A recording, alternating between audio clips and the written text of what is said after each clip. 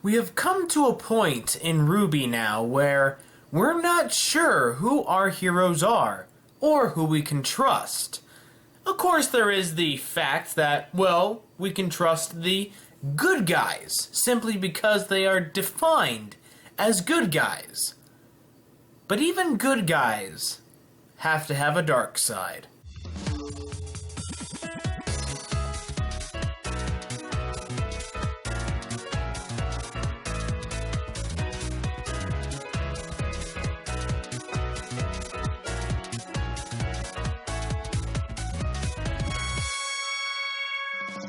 Hey, everybody out there in YouTube land. Jake of the OneManBand is back again, and welcome to another RWBY analysis. Yeah, that's what it is this week. It's RWBY analysis. We're gonna take a look back at Volume 3 mostly today and ask a question. Did Ozpin kill Pyrrha? Now I know what you're thinking. Of course not. Cinder killed Pyrrha. She shot the arrow, she disintegrated her, and she was there to commit the crime right there. Ozpin, on the other hand, was knocked out or incapacitated, in the vault. But here's the thing that we're not thinking of. Yes, Cinder is the one who pulled the trigger, but was it Ozpin that put Pyrrha in the position for herself to get killed? Is it possible that Ozpin knew Pyrrha so well that he knew that she would take the steps that she did so that she would fight Cinder even in her full maiden form? Well, the answer may very well surprise you guys. Let's look at the facts. Now, one of the most important details of this analysis is the fact that Ozpin put so much faith in RWBY. What do we know about RWBY? We know that she is indeed a silver-eyed warrior. Ozpin took an interest in RWBY from the very beginning of the series. He let her come to Beacon 2 years early. He's given her special privileges. He's observed her almost the entire time during her initiation ritual. So, she has been shown special attention from the headmaster of Beacon Academy and the leader of all the huntsmen. Now, wouldn't you think that Cinder and the people she's working with would take notice of something like this? Why is this girl so special? Why is Ozpin giving her special privileges? And that's what I think was indeed happening. The bad guys, Cinder and company, were starting to see, well, RWBY, she's always there to thwart Torchwick's plans. She's always showing up. Ozpin showing her special attention. What's up with her? And I think if things would have continued as they would have, that RWBY very well could have been on the receiving end of that arrow that killed Pyrrha. But here's the thing, things didn't go that way. Once we learned about the seasonal maidens and their powers, we automatically thought, well, if there's 4 seasonal maidens, why isn't Team RWBY going to inherit that power? They've shown themselves to be quite formidable, plus RWBY is Ozpin's favorite. But you see, that's the thing. She is his favorite, and he knew that she was not ready to take on a responsibility like the seasonal maiden's power or the responsibility of being the main target for the Chaos Syndicate. And that's when he turns to Pyrrha, this accomplished fighter who has already done so much amazing feats in her young life. He turns her attention to her and brings her in. He's gonna make her the Fall Maiden. Now, even though the concept of the maidens was basically birthed after Volume 2 came out, the thing is that he very well could have chosen RWBY to take on that responsibility. I mean, if you're going to have this super amazing ultra warrior, why not beef her up a little bit more with some magic powers? But you see, he didn't. He wanted to save RWBY. He did not want to commit his simple soul, his most prized piece to the fight yet. And that brings me to the most important detail of this analysis: chess. We know that Ozpin is a chess player.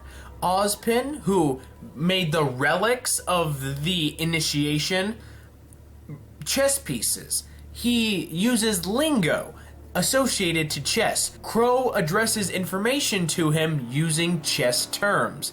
The queen has pawns and such. You see, Ozpin is seeing this fight against Salem or whoever is the main bad guy as nothing more than a chess game. He is a strategist. And I know some of you may be thinking that he should take it more seriously than just a silly game. But here's the thing about chess.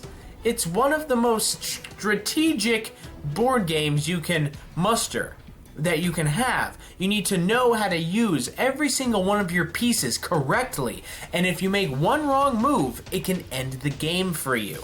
But you see, here's one of the main concepts of chess that everyone needs to know about it: sacrifice.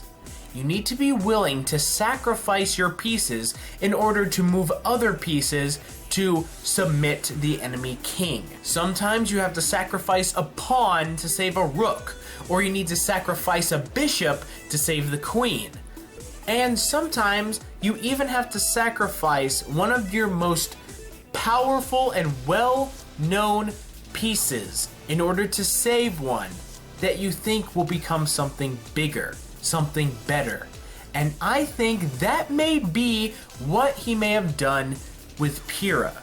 Did he mean for her to die, and did he want Pyrrha to die? No.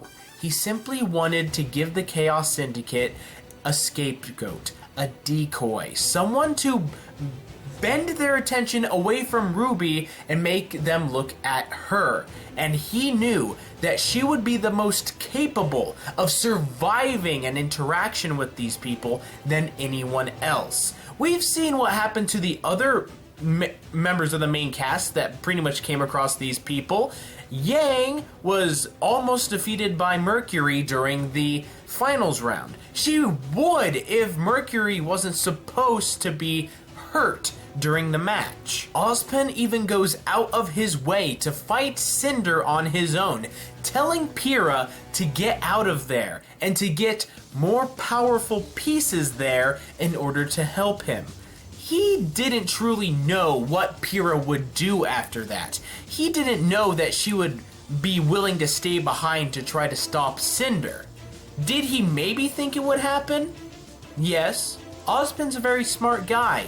He probably knew that there was a certain percentile there that Pyrrha would have stayed behind and possibly died.